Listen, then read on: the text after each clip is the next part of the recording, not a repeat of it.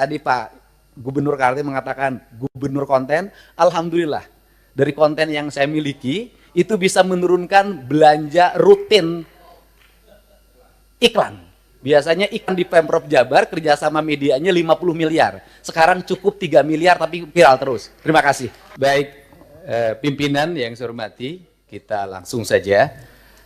Kita tahu bahwa daerah-daerah hari ini mengalami penurunan dana alokasi. Bahkan ada beberapa daerah yang hampir tidak lagi memiliki kemampuan untuk memenuhi kebutuhan dasar pembangunannya karena dihabiskan untuk belanja pegawai. Ada pengangkatan P3K memiliki implikasi terhadap terkurasnya dana alokasi pembangunan dan DAU. Kemudian yang berikutnya, setelah itu dana DAK mengalami penurunan, terutama di bidang infrastruktur. Ini memiliki implikasi yang cukup luas terhadap kinerja pembangunan di setiap daerah. Kalau data-datanya kita sudah sampaikan lah, nanti tinggal dilihat. Nah, seluruh problem itu menurut saya harus segera diselesaikan dalam kerangka kerja, dalam rekrutmen kepegawaian P3K yang sesuai dengan kualifikasi yang dibutuhkan oleh daerah. Saya berikan contoh misalnya, tidak semua menurut saya seleksi untuk P3K atau ASN itu harus melalui pendekatan seleksi digital. Kenapa? Karena ada beberapa spesifikasi pekerjaan yang itu tidak perlu digitalisasi. Sopir truk sampah itu nggak usah seleksi ASN menurut saya. Tukang sapu itu tidak usah. Tukang taman tidak usah. Tenaga office boy tidak usah, tenaga pengamanan tuh tidak usah. Apa sih dampaknya dari rekrutmen ini? Yang pertama dari sisi rekrutmennya terjadi rekrutmen ASN dan P3K, tetapi di sisi lain kebutuhan yang dibutuhkan oleh daerah dan provinsi itu tetap dilakukan. Pada akhirnya ngangkat lagi melalui outsourcing. Ini pertama pendekatan. Kemudian yang kedua, bahwa BUMD pasti kualifikasinya nanti data disampaikan, ada sehat, ada dalam kategori sehat banget, ada yang dalam kategori tidak sehat. Yang tidak sehat kami lagi lakukan audit investigatif, kemudian nanti akan dilakukan 2 pilihan, diteruskan atau ditutup. Nah, problem dari BUMD itu di daerah itu satu saja, BUMD diisi oleh tim sukses. Itu problemnya, sehingga profesionalismenya dikesampingan. Rambu-rambu ini harus segera dibangun dengan baik. Terus kemudian yang berikutnya, ini Jawa Barat. Jawa Barat ini provinsi menurut saya paling aneh. Jumlah penduduknya hampir 50 juta, terbesar di Indonesia. Tetapi jumlah desanya kecil dibanding Jawa Tengah. Jumlah kelurahannya kecil dibanding Jawa Tengah. Jumlah kecamatannya kecil dibanding Jawa Tengah. Sehingga desa di Jawa Barat ada yang menanggung penduduk satu desa 150.000. Nah, komposisi dana desa itu pendekatannya tidak seperti itu. Tetap saja pendekatan-pendekatan normatif daerah. Ini yang harus segera dilakukan evaluasi. Ini. Dan kemudian yang berikutnya adalah sudah juga semestinya Komisi 2 memelopori daerah desa yang sudah berubah karakternya menjadi kelurahan karena pertumbuhan industri. Harus segera dibuat kelurahan, tidak desa lagi. Karena pendekatan kewilayahan sudah tidak relevan lagi dengan jumlah penduduk yang tidak monokultur, yang sudah plural. Yang perlu dilakukan pendekatan birokratif bukan berdasarkan pendekatan politik. Ini yang harus dilakukan. Kemudian yang berikutnya adalah daerah menanggung beban apa lagi? Instansi vertikal seperti Kementerian Agama itu kewenangannya banyak banget. Ngurus madrasah diniyah, madrasah sanawiyah, madrasah aliyah, masjid, pondok pesantren, tapi duitnya nggak bawa.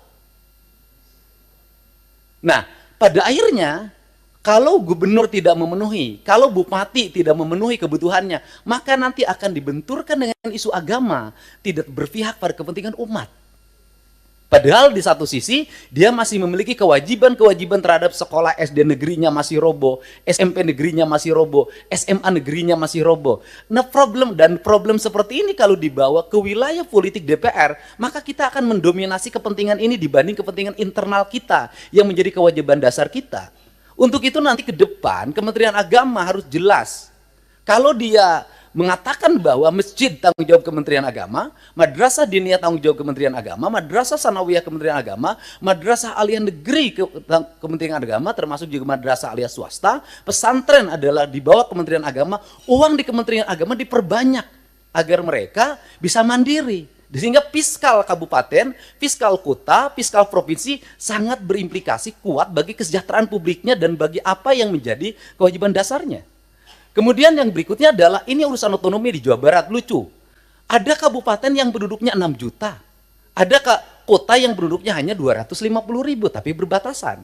Saya berikan contoh misalnya, dulu di wilayah selatan, karena waktu itu ketua komisi 2-nya, itu dapilnya, Ciamis, Banjar, Pangandaran, sehingga pertumbuhan otonominya cepat. Kabupaten Pangandaran, Kota Banjar, Kabupaten Ciamis. Tetapi di wilayah Bogor yang penduduk 6 juta, sampai sekarang nggak berubah-ubah. Kemudian juga Kota Sukabumi berbatasan dengan Kabupaten Sukabumi. Kabupaten Sukabumi penduduknya banyak sekali, sedangkan Kota Sukabumi penduduknya kecil sekali. Kota Cirebon dengan Kabupaten Cirebon.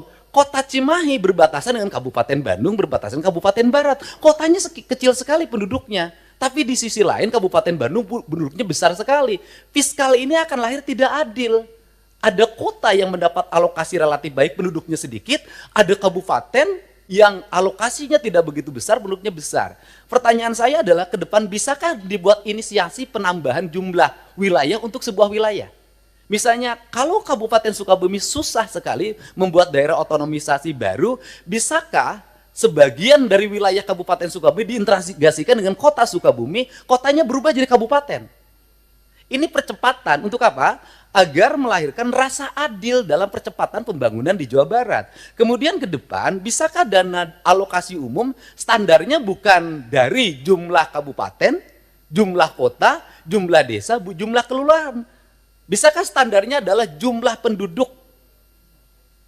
Karena kalau pendekatannya hanya jumlah kota, jumlah kabupaten, jumlah kelurahan, maka Jawa Barat akan di bawah Jawa Tengah secara terus-menerus.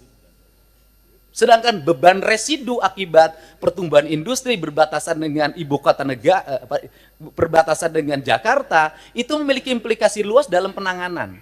Barangkali ini sebagai pengantar dari saya dalam pendekatan-pendekatan ke depan, dan ini amanah dari teman-teman di daerah. Semoga kebuntuan-kebuntuan ini bisa dilakukan percepatan-percepatan. Karena apa? Karena daerah diperlukan upaya-upaya kita untuk melakukan perubahan-perubahan, tidak boleh secara terus-menerus dengan pola monoton seperti ini. Nah, yang terakhir misalnya hari ini daerah harus beratraksi. Misalnya penurunan di sektor alokasi irigasi di BBWS. Itu kan harus ditutup lewat provinsi, karena itu kebutuhan dasar pertanian, kemudian daerah aliran sungai, dan itu berdampak pada banjir. Nah ini juga akhirnya kita banyak menutup. Kita ini, dan akhirnya berbagai kegiatan di daerah, itu berbagai kebutuhan di daerah yang sebenarnya itu menjadi kewenangan pusat, itu pada akhirnya juga ditutup lagi oleh daerah. Ditutup lagi oleh daerah. Ini barangkali sebagai gambaran umum, saya ucapkan terima kasih. Semoga pertemuan ini memberikan manfaat. Dan terakhir, tadi Pak Gubernur Kaltim mengatakan gubernur konten. Alhamdulillah, dari konten yang saya miliki, itu bisa menurunkan belanja rutin iklan. Biasanya iklan di Pemprov Jabar, kerjasama medianya 50 miliar. Sekarang cukup 3 miliar, tapi viral terus. Terima kasih.